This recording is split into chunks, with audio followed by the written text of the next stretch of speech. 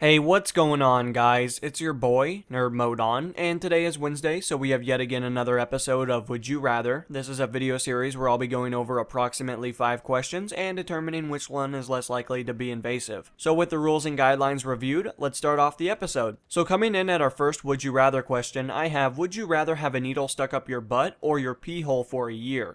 Now, of course, in this specific circumstance, I'm going to go with stuck up my butt. There's more room there for it to move around, so it's not going to be prone to jousting me in the side and causing exponential bleeding or anything like that. So, definitely, I think going with that option is going to be more of the safer route, of course, but if you're really wanting to experiment, I guess you can try shoving stuff up your unit. I wouldn't recommend it, but by and large, I think for me personally, I think just having it going up the anus would just be a little bit easier. Coming in at our second question, I have, would you rather show your friends and family your entire internet history or live near an active volcano?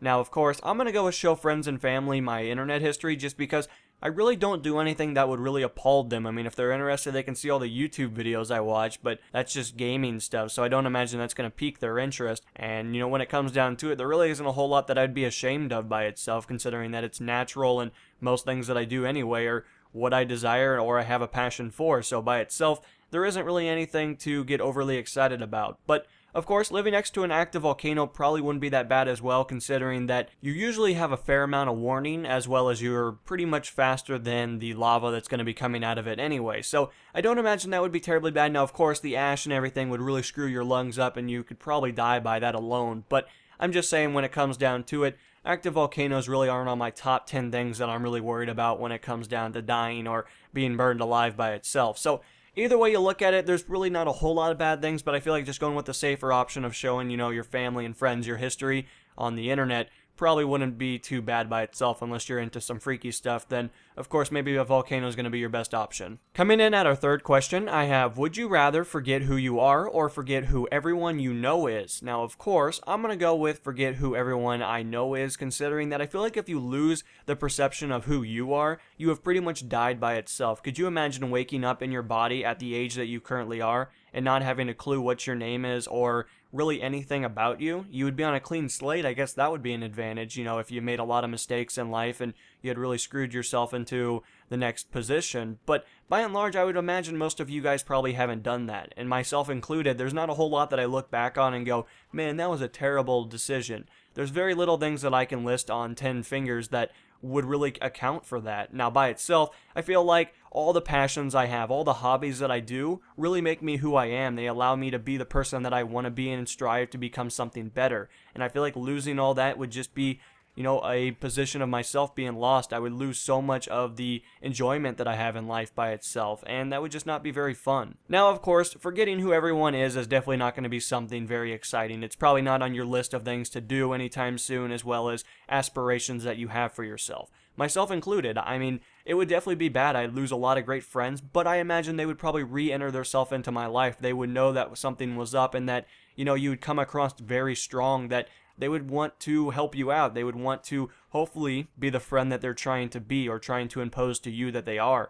And I feel like a lot of the times most people would just re-enter your life. Now, of course, you'll have the oddballs out there that take stuff a little bit more personal and maybe they don't want to be your friend anymore. And I guess in that case, they probably weren't too great of a friend to begin with. So anyway, that's just kind of how I would look at it. I feel like losing everyone else would be better than losing yourself. Coming in at our fourth question, I have, would you rather eat your favorite food for the rest of your life or eat whatever you want but never gain weight? Now, in this specific circumstance, I'm going to go with eat my favorite food for the rest of my life. Don't get me wrong, both options sound very appealing, but I like to eat my favorite foods. If I could only eat the stuff that I enjoy eating, which tends to be a lot of fish and stuff like that, my life would be pretty much complete. I would have a very good time by itself. I wouldn't have to eat things that I don't enjoy or that I don't personally like or we eat too much of by itself.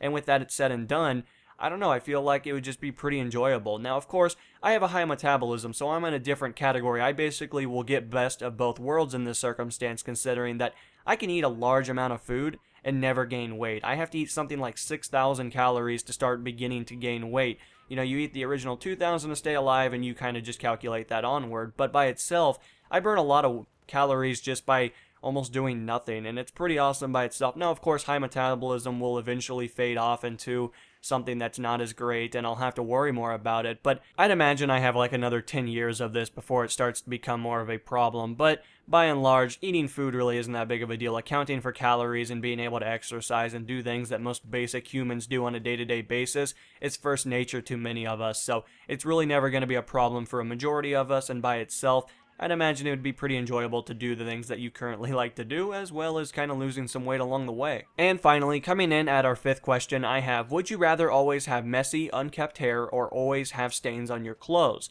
Now, to answer the question, I'm going to go with always have stains on my clothes because I am somebody that has to have my hair a certain way. It's just a weird thing about me. If it gets in my eyes or it leans over my glasses, it just gets annoying, it gets in the way, and it really just kind of makes me go crazy in some senses, I guess you could say. It's almost like an OCD thing that goes on, but by and large, I feel like having stains on my clothes wouldn't be as big of a deal now. However, there is a loophole to this question. It doesn't specify the degree of the stain, so it could be something that coincides with the color of your shirt. It could be something that's very hard to see to the natural eye. It could be something that really isn't present when looking at the shirt. So by and large, you could get away with having stains on your clothes, but you being the only person that would know because of the feel of it. Of course, you can kind of feel fabrication and know that that's clothing, while in large, if you feel something that feels like a stain, may that be oil or anything like that, of course it's going to have a very sleek feel to it. It's going to have a different texture, and by and large, if you're really getting handsy on somebody's shirt, you're probably going to feel something from time to time, but by and large, I feel like if you